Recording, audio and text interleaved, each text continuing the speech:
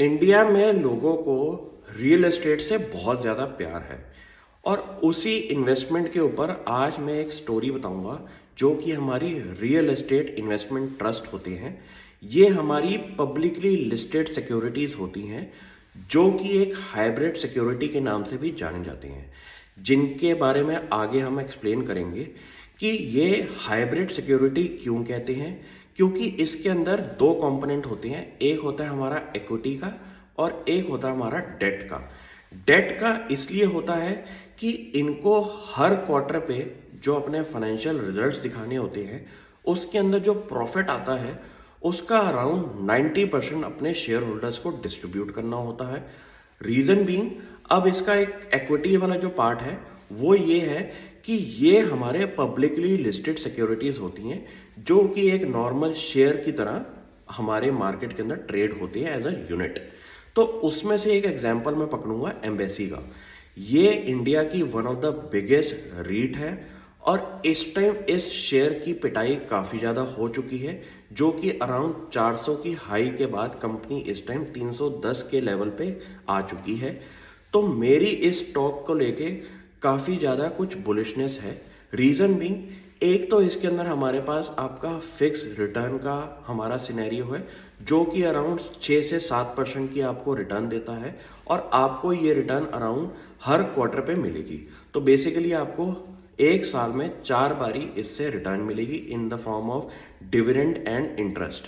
Second part इसका क्या होगा, आपकी कैपिटल एप्रिसिएशन, जो कि आप एक पब्लिकली लिस्टेड कंपनी के अंदर जैसे देखते हैं कि आपने 300 की चीज़ ली और वो फ्यूचर में आपको 400 की हो जाए या 350 की हो जाए तो आपको इसके अंदर एक कैपिटल एप्रिसिएशन भी मिलता है। तो मैं इस स्टॉक को और इस इंडस्ट्री को लेके काफ़ी ज़्यादा बुलिश इसलिए हूँ कि ये हमारे इंडिया के कमर्शियल रियल एस्टेट के अंदर ऑपरेट करती हैं कंपनीज, जहाँ पे आपके बहुत बड़े बड़े कॉरपोरेट पार्क्स जो होते हैं वो ये कंपनीज हमारे ओन एंड मैनेज करती हैं। तो आपको अगर नोटिस होगा कि आप गुड़गांव या फिर बेंगलोर हैदराबाद के अंदर जाते हैं, वहाँ पे बहुत बड़े बड़े जो कॉरपोरेट पार्क्स होते हैं उनको ओन कौन करता है और उनके अंदर जो कंपनीज काम कर रही हैं जैसे कि JP Morgan, Accenture, TCS, India की और वर्ल्ड की रिनाउंड कंपनीज हैं, इनके टेनेंट्स और इनके जो पीरियड होते हैं हमारे रेंट के, वो हमारे लीज अराउंड 6 से 8 ईयर्स के भी होते हैं। तो आपको इसके अंदर एक फिक्स्ड एन्युटी जैसी इनकम भी आती है और ये आपके रियल एस्टेट एसेट्स हैं जिनकी वैल्यूएशन जो है वो आने वाले फ्यूचर में बढ़ती हुई दिखाई देगी। तो इसके अंदर आपको एक डबल बेनिफिट मिल रहा है कि आपको एक तो फिक्स रिटर्न भी मिल रही है प्लस आपको कैपिटल एप्रिसिएशन भी मिल रहा है। तो अगर कोई बंदा इंडिया में रियल एस्टेट इन्वेस्टमेंट करता है तो आपको भी पता है कि उसके लिए आपको बहुत ज़्यादा कैपिटल चाहिए होता है। और नोटिस अगर आप करेंगे कि रेंटल यील्ड जो इंडिया के अंदर हैं,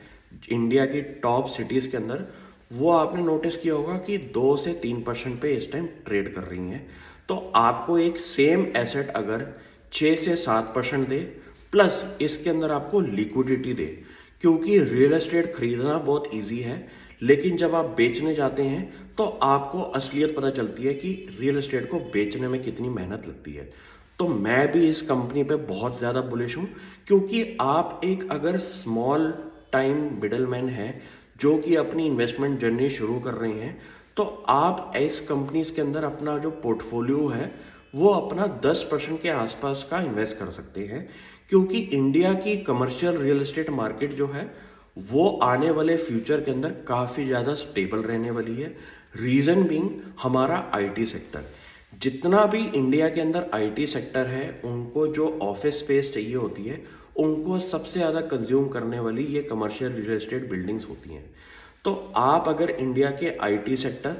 और हमारे बैंकिंग सेक्टर के अंदर बुलिश हैं तो आप इसका डायरेक्ट इम्पैक्ट ले सकते हैं रियल एस्टेट इन्वेस्टमेंट ट्रस्ट के अंदर इन्वेस्ट करके, क्योंकि ये जो टेनेंट्स हैं वो हमारे रिनाउंड टेनेंट्स होंगे जिनके अंदर आपकी कैपेसिटी जो है वो बहुत ज़्यादा रिक्वायरमेंट रहती है और आने वाले फ्यूचर के अंदर भी हमारी इसकी कंजम्पशन रहती रहेगी। प्लस इंडिया को अगर हम बाकी कंट्रीज़ के साथ कंपेयर करें तो फिलहाल इंडिया के one of the lowest rents हैं पर स्क्वायर मीटर। तो ये अगर रेंट भी बहुत तेज़ी से बढ़ जाए तो शायद आपको अपनी यील्ड जो है वो और बढ़ती हुई दिखाई देगी। तो मैं इन कंपनीज जो कि गिनती की कुछ 4-5 कंपनीज हैं उन पे काफ़ी ज़्यादा स्टडी करता रहता हूँ, और मुझे जहाँ पे इनके अंदर अच्छी प्राइसिंग दिखाई देती है तो मैं इसमें ज़रूर इन्वेस्टमेंट करता हूँ। क्योंकि मार्केट के अंदर अगर आपका स्टॉक अच्छी खासी पिटाई ले ले और एक अच्छे लेवल पे आ जाए जहाँ पे आपको 6-7% की फिक्स्ड की रिटर्न मिल रही हो, तो शायद एक इन्वेस्टमेंट का